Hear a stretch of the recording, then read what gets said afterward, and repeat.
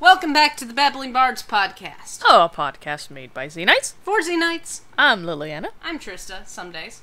Some days. Some days. Today's one of those Today's days. one of those. Okay, Yeah. good.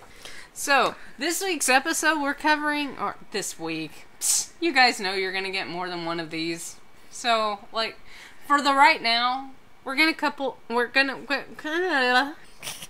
still can't, You got nothing? I got nothing. No. Take it away, Lily.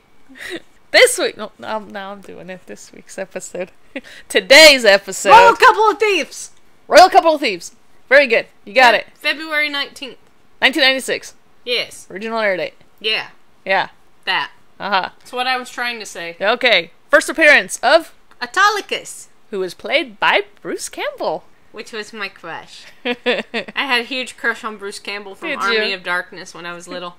I still need to watch that. We should watch that. I have it, like, on VHS somewhere. For those of you guys that are too young to know what VHS is, that's the big videotapes, the video cassette tapes. They go in a VCR. Yeah. Yeah. So, a little bit bigger than a DVD player. A little bit? Yeah. I mean... It's a chunk bigger than a DVD player. Let's be honest. I still have a VCR. Me too. And VHS. Me too. Yeah. Considering we shared them. You'd be surprised at how many, like, little kids these days have no idea what that is. Dude, the videos of, like, kids trying to use a cassette tape player. Trying to figure or out. a Walkman, like the old school Walkman. It's those funny. Those are the best. It's funny. How does this thing work? What What is this? What is Can you this? imagine them with an 8-track player? Those videos are funny. My dad still has an 8-track player. Yeah. Okay. Anyways. You guys are up to speed, right? Bruce Campbell, Trista's former crush. I don't know how Liliana feels about him, but... He's Bruce Campbell. He is How Bruce can you Campbell. not like Bruce Campbell? I'm sure somewhere in the world there's some schmuck that does, like Kevin Sorbo. Anyway. Since Autolycus first appeared in Hercules. Yeah. Yeah. And Autolycus, according to Greek mythology, Uh-huh. was the son of Hermes. So he was actually the Prince of Thieves. Because Hermes was the god of messengers and thieves. Uh-huh. So, according to mythology, Yeah. Autolycus was Prince of Thieves. He was also one of the Argonauts that sailed with Jason.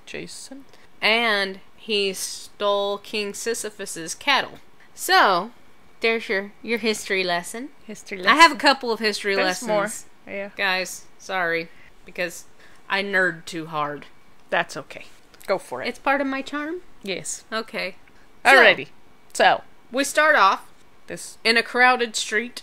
right, with this group of Monks. people that looks like monks. It's actually, if you look at their costuming, Uh-huh. the robes that they wear are the same robes that is worn in the Dayhawk episodes.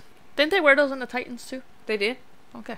Wore them in the Titans. They wore them in the, like, Gabrielle's Hope. They Uh-huh. were worn in. They were worn in, Sacrifice, Part 1. Uh-huh. They were worn in Bittersweet. But anyway, so moving right along. Yeah. Yeah. Okay. So you see this big, shiny, bright diamond. It's not a diamond, it's rock sugar. Well, it's supposed to be a diamond. It looks like a diamond, Gabrielle says. Autolycus thought it was a diamond, and that's what he was there to steal, because He was very he's upset the King that of it Thieves. melted. Yeah. Pulled it out of his pocket all All goopy gooey. and sticky and yuck. So, Yeah. yes. At first he's running from Xena. He has no idea who Xena is. Right, he probably just thinks that she wants what he Him. just stole. No, he thinks she wants him. Okay. It looks Well, like. yeah. And then she's like, hey, we need to talk. And then he's like, psst, talk? Talk is cheap. I've got an expensive ear. So anyway, so Xena then tells Autolycus that she's wanting him to steal the most valuable object in the world. In the world. And what is the most valuable object in the world for their point in time? The Ark of the Covenant. Yes. Do you know how many people didn't realize that it was the Ark of the Covenant that they were stealing? Really?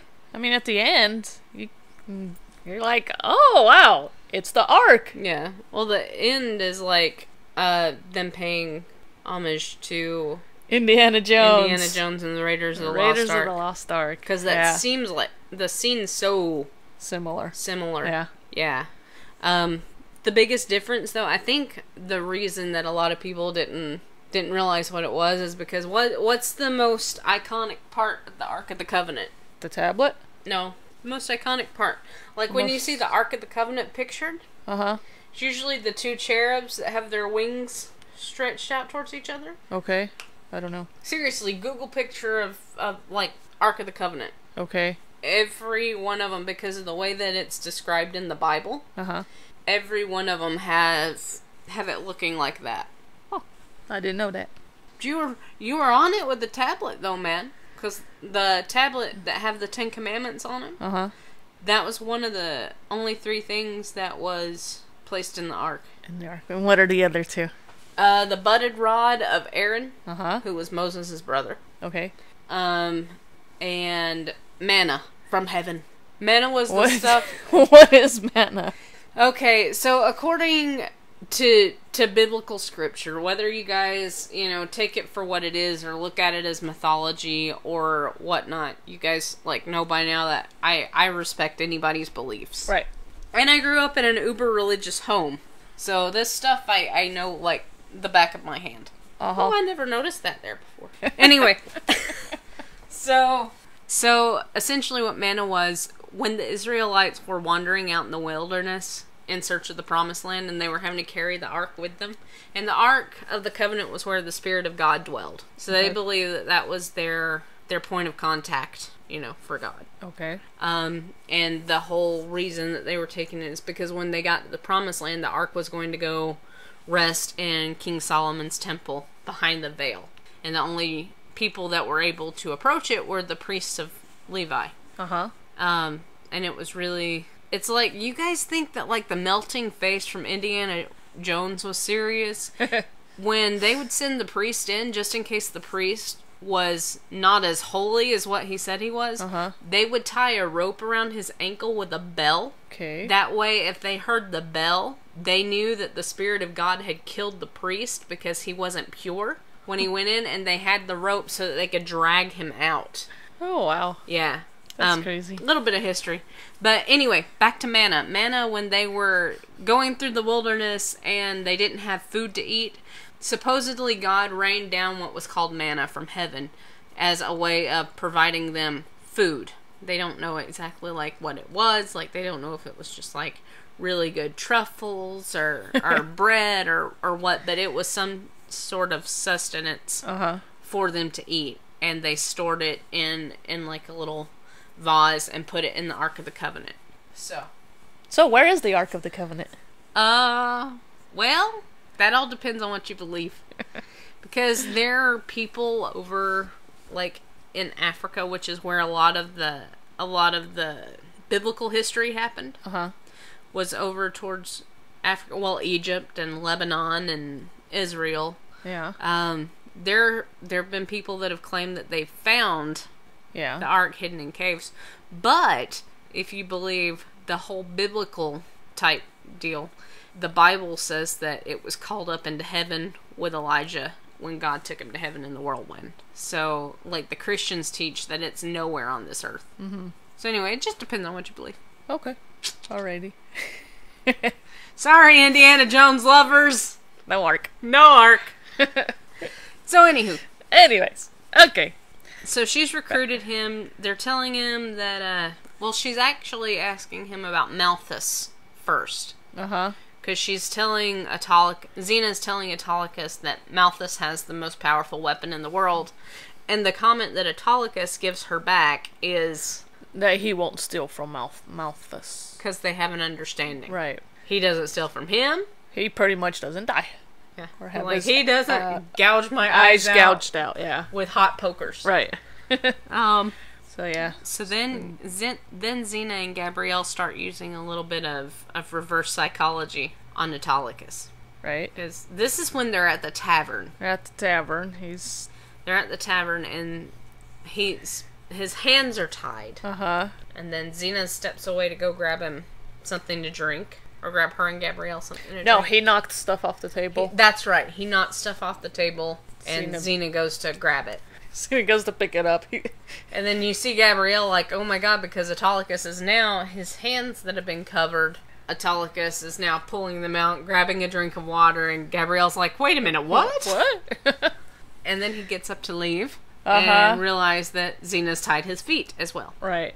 But they, Xena and Gabrielle are starting to use a little psychology on him by turning by appealing to his ego. His ego. Because they make, what is it that Gabrielle says? She's like, thought you said he was I thought you said he was the best thief in the world, or something like a really good thief would jump at the chance. Right. That's what she says. A really good thief would jump at the chance. Yeah, and then Xena mentions about going to somebody else to help them. Right. And then that's when he's like, oh no, I'll do it. And then, where are we? Then they go out and they see the nomads wandering in the wilderness. Because Xena's explained to Autolycus that these are friends of hers. Right. So they go to meet with them. Because Autolycus is getting a partial payment for what he's done. Yeah. 2,000 now, 2,000 2,000 after. And so these guys, if they're the Israelite dudes and they're, the Ark of the Covenant's their most prized possession, it's what defines them. The guy says, this is what defines us as a people. Yeah.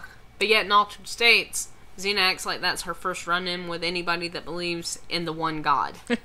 Like, oh my god, just one God? Yeah. So that can't have been right. It had to be a continuity error. Probably, somewhere in there. So we'll call it an oopsie? Oopsie? No, an oopsie? Okay. Like an oopsie, but question mark? Right. Question mark, new sentence. Okay. So they take off, and she's kind of briefing him on he's going to be Centaries. Yeah, so they're like getting new outfits. Yeah. For shopping. We know Gabrielle loves to shop. Right. And then Autolycus picks out like this skanky little number for Xena. For Xena, yeah. And if you look, you can catch this look on Gabrielle's face like, I don't think so. It's like, honey, no. That's not happening. So, you got your first little teeny tiny, like pretty much almost the only subtext you get in the entire episode. Right here, where they're shopping. Yeah. And it's all in Gabrielle's reaction to the way that Autolycus is presenting himself to Xena. Right. She don't like it. No, she don't. So keep an eyeball on her facial expressions. Right. So they're telling him, Centaries he always chews on toothpicks. He's lethal with his hands. And he's what is it? Is that the word philosophical when he speaks? Is that the word? Philosopher and an assassin. Yeah. That. Because Gabrielle says everything that comes out of his mouth sounds like Sophocles. Well, Autolycus, we know, doesn't sound like Sophocles. Is no Sophocles. He's no Sophocles. He's very anti-Sophocles. Right. Anywho? And then we're getting to the boat, right? Rock the boat, don't rock the boat, baby. Rock the boat and tip the boat over. I'm sorry. I went off in my own little world entirely. I apologize. Oh, that's okay. So they're getting on the boat. Yes. And what is it? As they get on, Xena says, or he says, "Is this the right boat?" Mm-hmm. Right? And then Xena, aka Cherish, says, "Yes, I'm sure it's Lord Centaries." Then you get she says Lord Centaries loud, so everybody can hear. And there's like, and everybody just looks, turns their way, and and then we see broody guy, Arkell. We see Arkell, and then these guys are, tell us about the weapon. He's like, oh, Malthus will answer your questions, I will answer none. Right. He's just very to the point. Yeah. And very, He's actually the only henchman that I have noticed, and correct me if I'm not right, but he's the only henchman that I've noticed that's right-hand man to anybody in any position of power that does not seem crooked. Yeah. He just seems kind of to the point, very loyal. Yeah. You know. Yeah, you're right. Then you have Magmar, who's the eye patch dude. Yeah. Yeah. Eye patch dude, he's, he goes up to Autolycus and he's like, Centaries, pretty much, I just want you to know, I'm not scared of you. Not scared of you. And then Autolycus does the whole boo. And yeah, he got scared. Yeah. And Xena / Cherish. It's like, oh, I'm sorry, we've had a long day. It's been a long day. He's just tired. He wouldn't play with you if he didn't like you. Right. And then Autolycus offers this, like, oh yeah, type smile. Uh-huh. And then Autolycus introduces Xena / Cherish as his concubine. Not as his assistant, but as his concubine. And the look on Xena's face, she just wants to, like, kill him. She's shooting daggers at him. Right. He pulls out the little outfit. He's like, I bought her some new clothes. Yeah. Why don't you go down below and change into them? Yeah. Oh, you'll feel better. Oh, she's pissed. It's funny. The dress she was wearing beforehand looked a lot like the one out of Chariots of War. Uh-huh. That she put on. Not identical to it, but it looked a lot like it. Yeah. It was a Potadia style dress. It was. But the new one isn't Potadia style. No. The new one is like Husgar Khan style. Yeah. It's like there's very much so Indian influence on it. Uh-huh. Yeah. What do you mean? So, then we see this fella that asks Autolycus, who is Centaries at this point. Uh-huh. How did you kill Milos? Right. And then Autolycus is like, oh, that scum, da-da-da-da-da. And then he starts making up the story, and the guy's like, well, that was my brother. Yeah. It was probably a different Milos that I was talking about. So we see right here, now we've got tension. Yeah. We've got Centaries having a bad reputation with some random person on the boat, which is going to play a slightly significant part in the episode. Uh-huh. Yeah. Yes. Yeah. You see what I mean?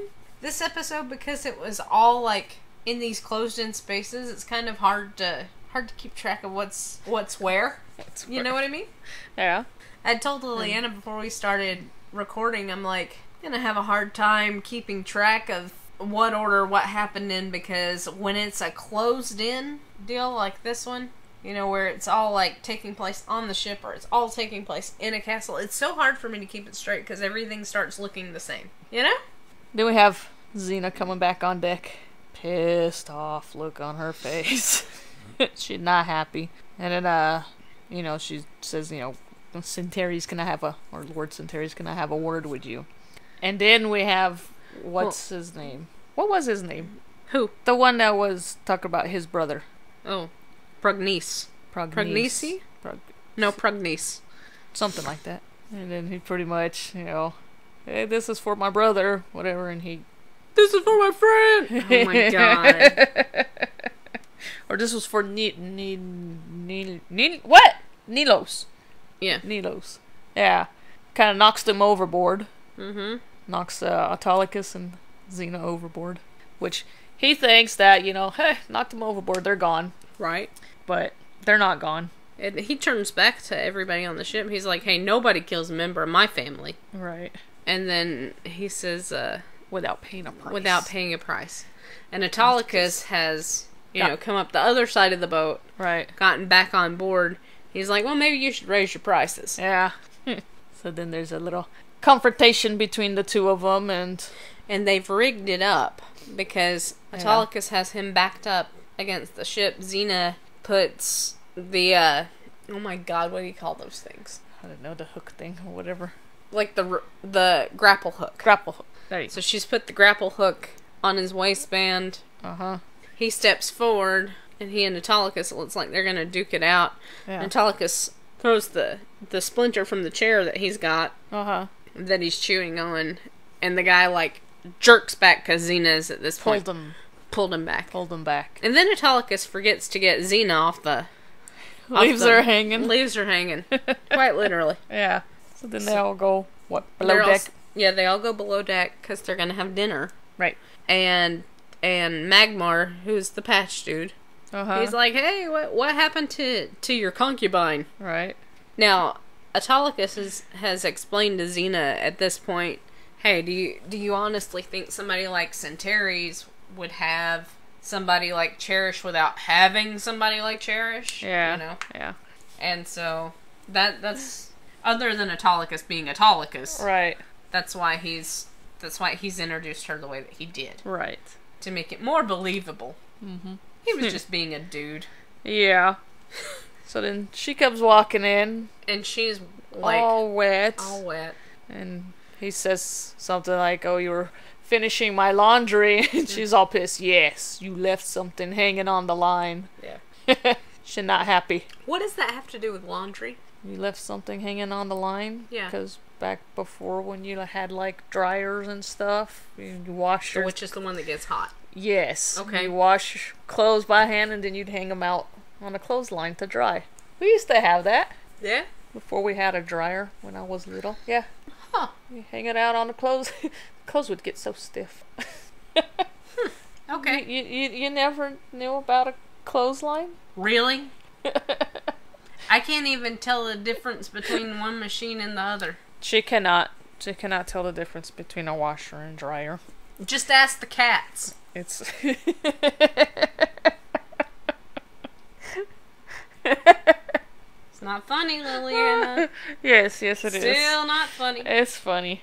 Joxer ended up covered in bubbles because I didn't realize that you couldn't dump an entire bottle of Dawn dishwashing liquid into the washing machine because Liliana was not here. She'd taken the kids up to see her mom and I was working and I needed clothing, so I was like, oh, it can't be this hard. And I didn't know what to use, and I was like, this stuff washes dishes. It'll wash clothes. Uh-huh. So I dumped the bottle in there, because then I didn't know how much to put in. The whole bottle. Not like, the measurement size that you're supposed to put in there. No, the whole bottle. And then I come in here, and I'm playing Legend of Zelda, minding my own business. And Joxer comes running through, covered in bubbles. The poor cat was covered in bubbles, and it was nothing but bubbles from our laundry room to halfway through our kitchen. It was bad. Anyway, so they don't let me do laundry. The laundry detergent was right there by the washing machine. Well, I looked. I didn't see any. It's right there. I saw the one in the blue bottle. Uh-huh. The one in the blue bottle. The light blue bottle. The smelly good one. The fabric softener? Yeah. It was right next to it. In the other blue bottle. Well, I wish I had known that was the fabric softener. Because my jeans were so rough. Anyway. So yes, we keep Trista away from the washer and dryer. But Xena was not staying away from the washer and dryer. She was still hanging on the line. So. Anyways. Autolycus is like, hey, what about some grapes? Uh-huh. And she's like, plunking them into his mouth. Uh-huh. And he starts like choking on it. It was great fun. Yes. Yes. Then they get to the castle, to Malthus's castle. Right. And they discover, hey, there's only one bed. And Xena's like, no, don't even think about it. Uh-huh. And Autolycus is like, I'll flip you for it. And he flips this coin, and he's like, tails. She grabs... She flips Autolycus. She flips him, and yeah. Like, catches the coin, tails it is. No, heads. Heads it is. Right. Heads it is. Right. So she sleeps in the bed. Yep. And they've locked them in their room. So, because she makes the comment, Arkell doesn't want us wandering around his master's castle. Mm-hmm. So, they're locked in. They can't go anywhere. And then Malthus ends up gathering everybody together. Yeah. Talking about the weapon. And how which he will doesn't give them the power to rule the world. And how he doesn't fear it and all this. And then he's going over like the security and says that there's like invisible threads. Invisible threads. And Autolycus is like, oh yeah, right. There's no invisible threads. Let go of the old invisible thread trick. Yeah. And then yeah, the bells all dong dong dong dong, you know. Right. So. And and then this is where they Yes.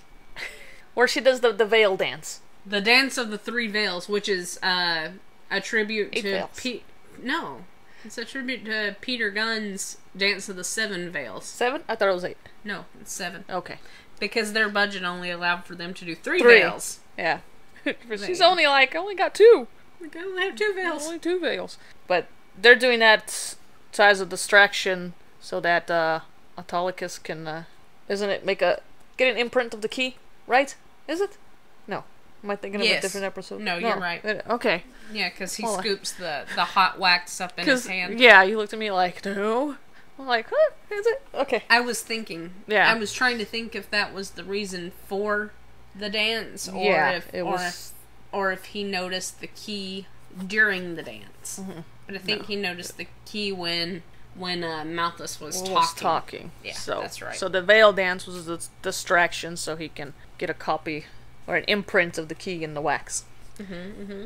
And then he's all telling Malthus, horrible with names, Malthus, that she's could be an added incentive for the weapon. Yeah, could be an addition to the bid. Right, for the weapon. Right, but and he's like, yeah, okay, yeah, right, yeah. So she's only got 2 veils, and there's no third one. Yeah, and Autolycus is like, hey, I lost count. You know, what are we at? And he's like, 2. You know, and he's like, what'd you pay for her? He asked, you know. And that's when they had the discussion about her being part of the extra bid. And Autolycus then says, hey, they want to see more, Cherish. And Xena's like, yeah. And then she knocks the food into Autolycus's face. Uh-huh. And then she gets whatever it is and just smears it on him. You know how dirty her hands had to be? Ooh. He was the one that was all covered in whatever that was. Yeah, but her hands had to touch it. Uh-huh. And smear it. Okay. And then, now we're back in the room. Everybody's gone to bed, right? And we have an oopsie. Ah. Go ahead. Break it on down, because you gotta get us to the oopsie first. Okay. Apparently there's a shadow of a mic. There's a boom mic shadow, yes. Yeah. On the wall. When they go into the room, because they've come out, they're going to get the chest. They're going to try and go steal the chest. Right. And as the camera pans into the room on the wall, you can see the shadow of a boom mic. So keep your eyes out for that. Keep your eyes Keep your eyes peeled. There you go. Keep your eyes peeled for that. And they go to steal the chest, and they realize somebody's beat them to it. Right. The chest is not there, but Malthus is. And he dead. Yeah, he's not breathing. No, he's not. Did they see him? Yeah.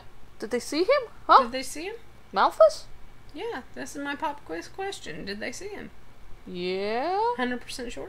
Yes, they saw him. Because Autolycus went to, I don't know, do what, and he set off the invisible, oh my god, invisible thread thingies.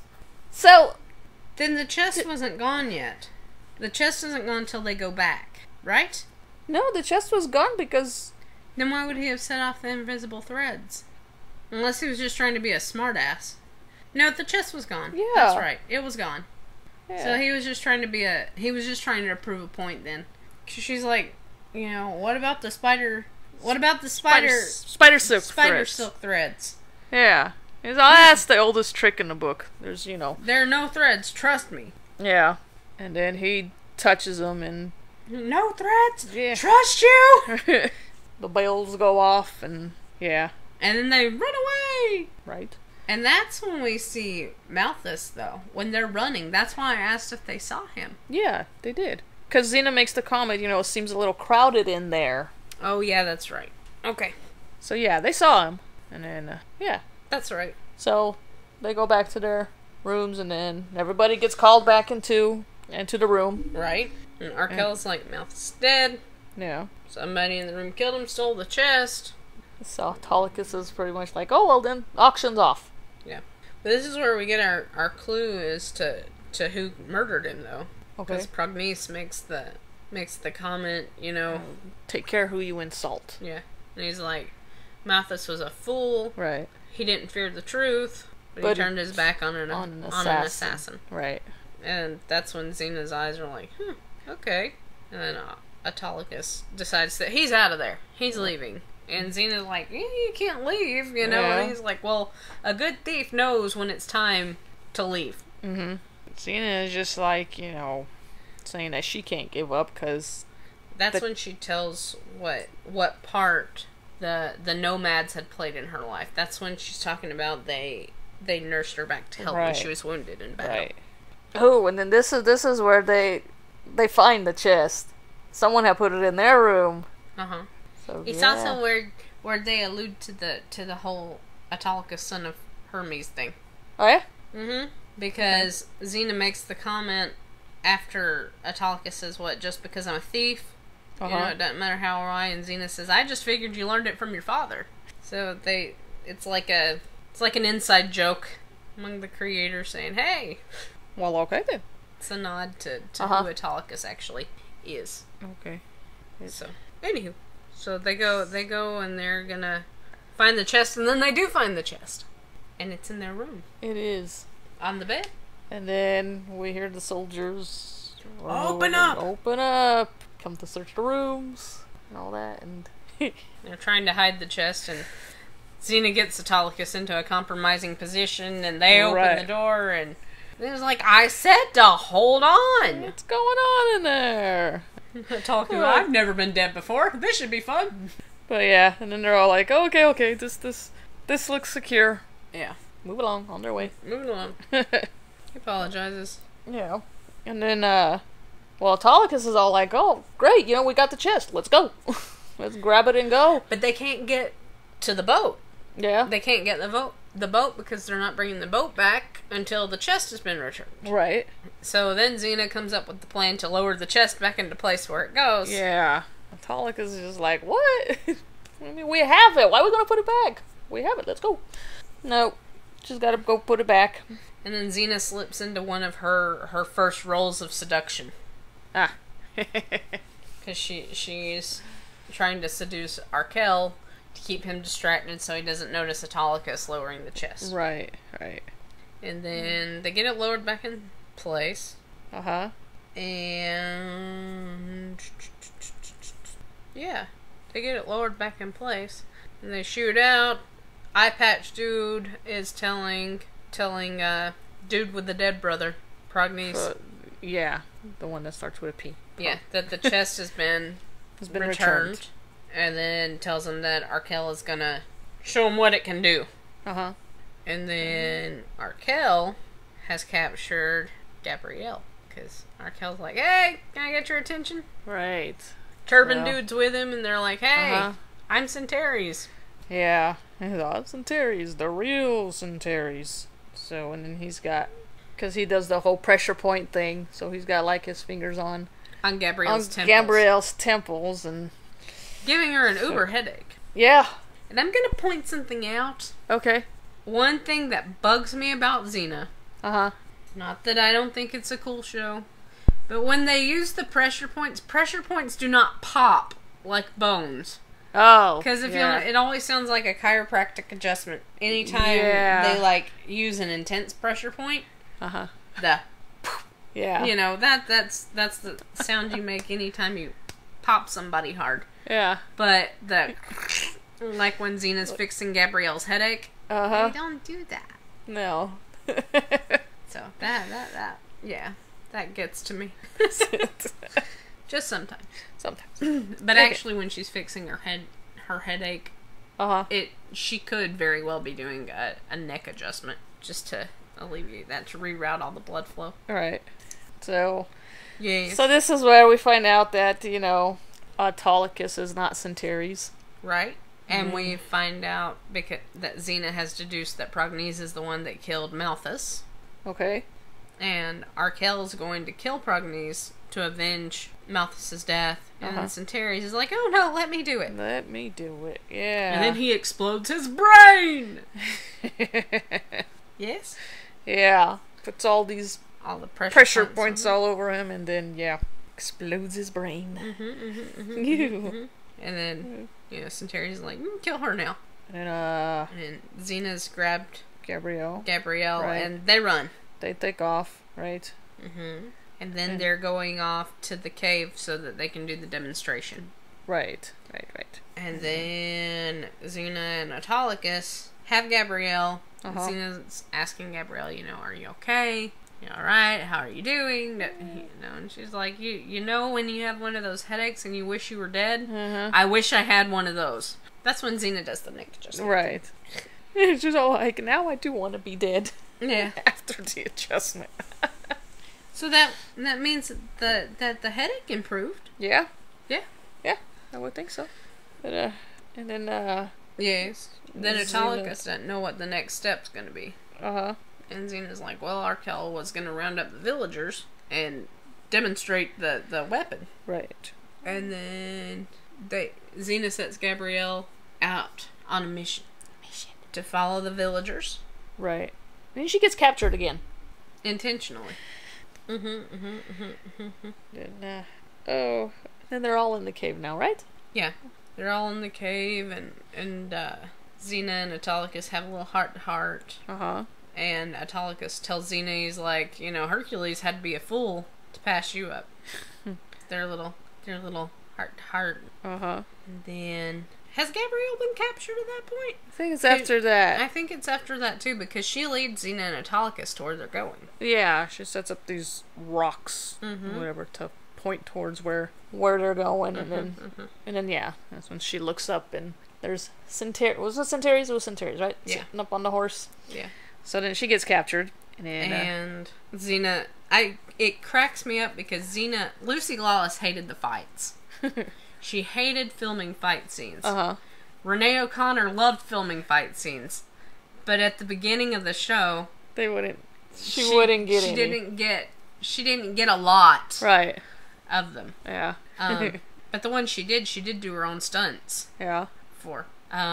But they pay tribute to Lucy hating doing the fight sequences so much because there's a soldier that pops up and Xena kind of rolls her eyes. She's like, oh my god, we don't have time for this. And then the fighting commences, and then we see Autolycus can kick butt pretty good too. Right. This is what I don't understand. Yeah. So Joxer, I cannot stand Joxer. Not the cat. Joxer the Mighty. Cannot stand Joxer. Because he replaced Gabrielle as the young stupid. It's the comic relief. Right. Because Gabrielle had this nice little arc as the series progressed. And Joxer was just a dumbass the entire time.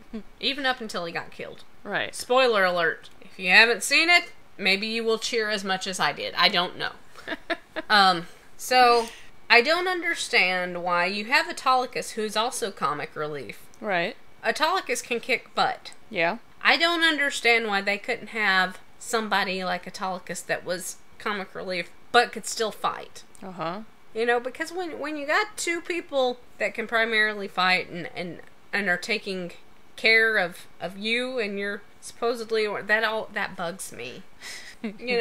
But it's also kind of nice to see the shoe flipped on the other foot where it's not like damsel in distress syndrome all the time. You have a dude that needs rescuing, which is kind of... He was totally Xander from Buffy. Right. Yeah.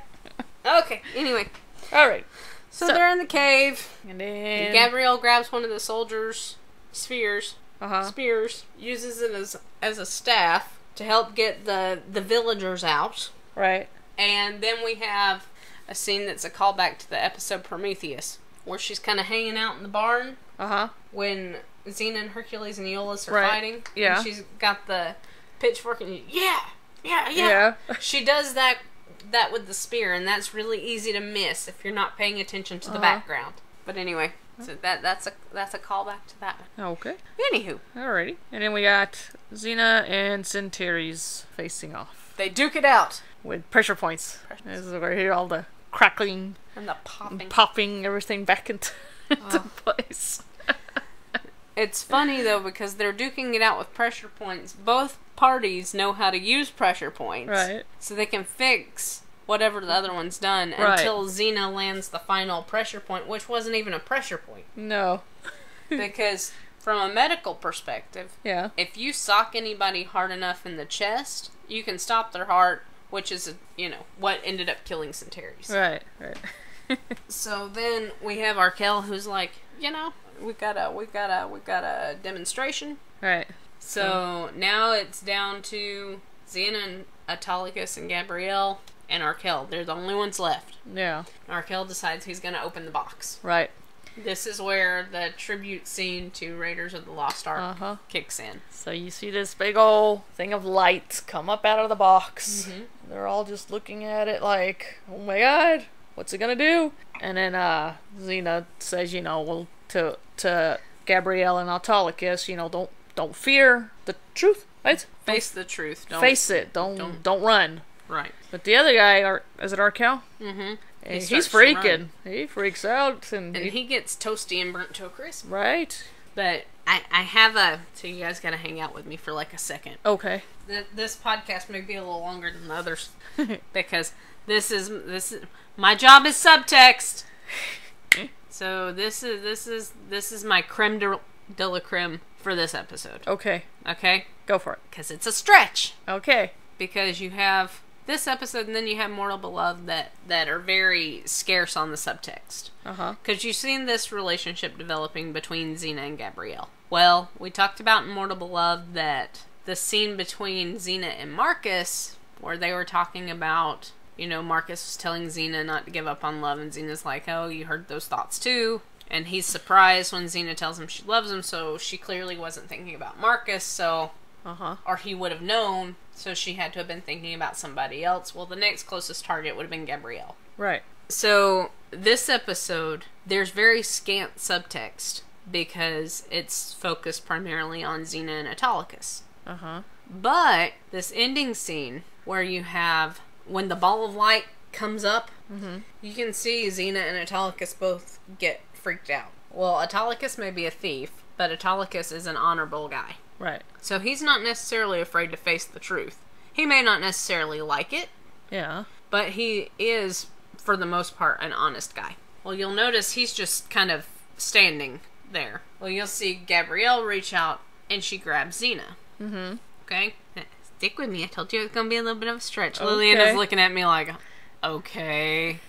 You're the one that assigned me subtext. No, go ahead. I'm just saying. Go ahead. So, when Gabrielle grabs Xena, she looks like she's getting ready to run, because she doesn't want to face whatever it is. Right. And then Xena, kind of grabs back, and she's like, no, don't run.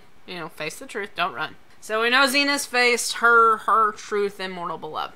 Supposedly. That's what the stretch of the imagination is. So, from a subtext point of view, Gabrielle facing her truth in this episode could be her feelings for Xena. Because the next episode would be The Prodigal.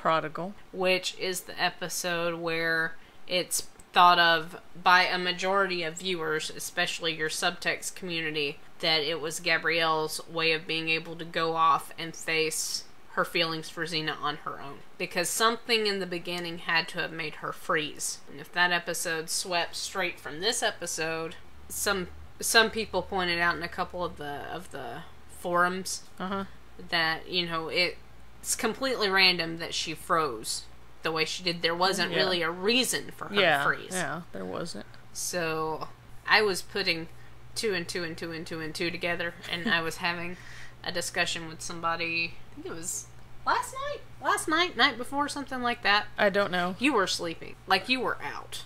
I had on How I Met Your Mother, and I'm on, like, a Xena forum, just, talking. I'm like, oh my god, I gotta find something! There's no subtext in this episode anywhere! So I was talking, and there was somebody that was talking about The Prodigal.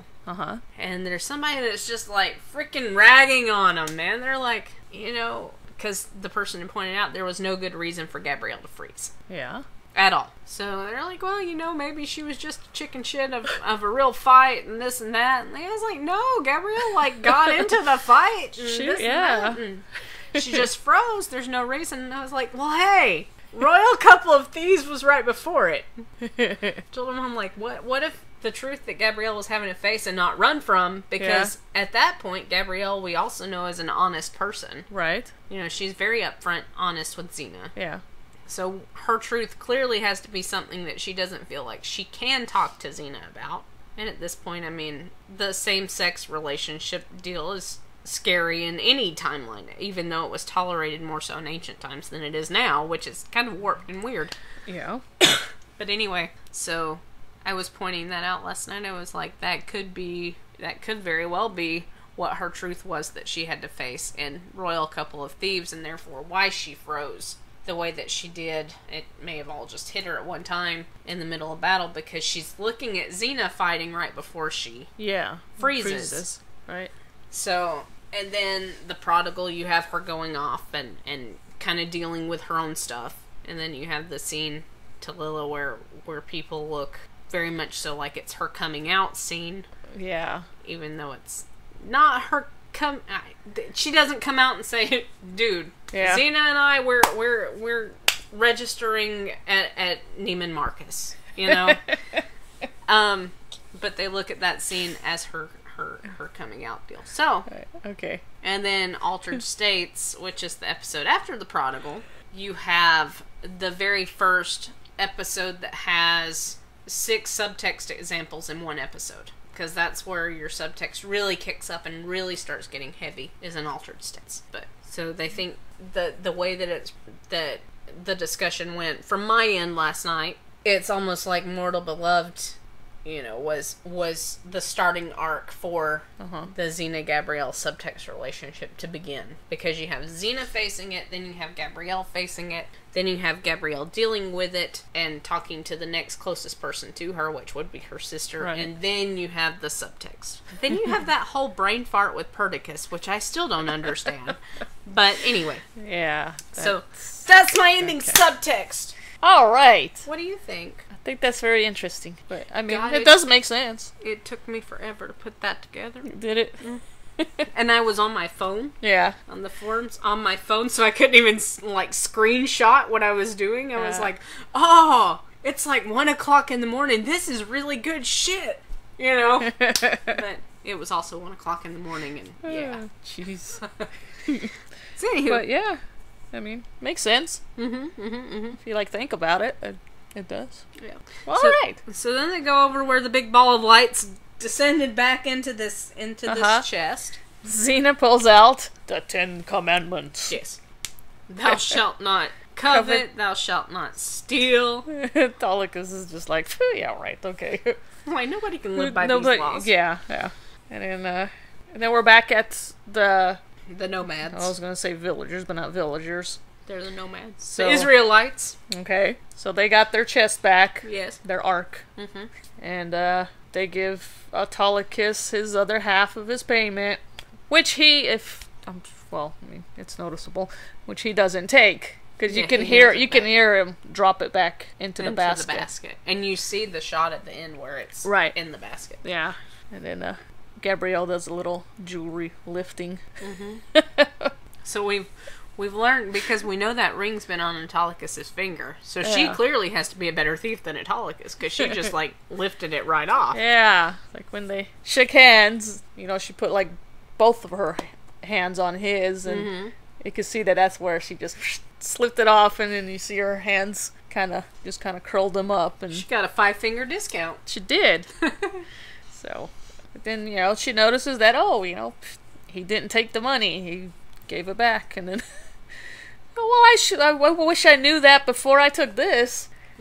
You see her with a big old ring on her finger. And Xena's like, didn't you read those tablets? Thou shalt not steal, is what Xena says to her. I don't know. She's going to return it to whoever She's like, I promise I'll give it back as soon as I find its owner. Right. So.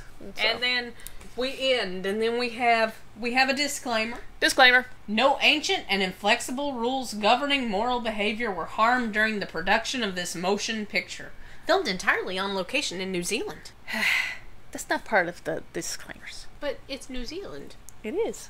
I like New Zealand. It's very pretty. Yes. Yes. It's cold. It is not that cold. It's cold over there. I've been to New Zealand. You've been everywhere. Not everywhere. Mm-hmm. I've never been to Myanmar. What? Myanmar. What the heck is Myanmar? It's a country. I never heard of that. Where's that? It's over in, it's next to, like, India and Laos and Sri Lanka and all that. I've never heard of that before. Burma. Never heard of it. Anyhow, I haven't been there. But everywhere else you have? No, there's places I haven't been. But New Zealand's my favorite place to visit. Anyway, I have family in Italy. Yeah. I lived for a little bit in Greece. New Zealand's still my pick-up places to go. Yoo-hoo! Alrighty. Okay. Alright. Alright. You alright there? I'm alright. Okay. My voice is still kind of... I was gonna say, you kind of got your voice back. Yeah. A little bit. It only crackles. It drops sometimes. It drops every now and then, but it's okay. It's better than it was. Last night was funny. Kids came in to say goodnight, and Trista's voice was just like really, really deep. She said I sounded like a dude. She did. It was funny. You're talking normal, then all of a sudden it just drops really low. Sounded like a pubescent teenage boy.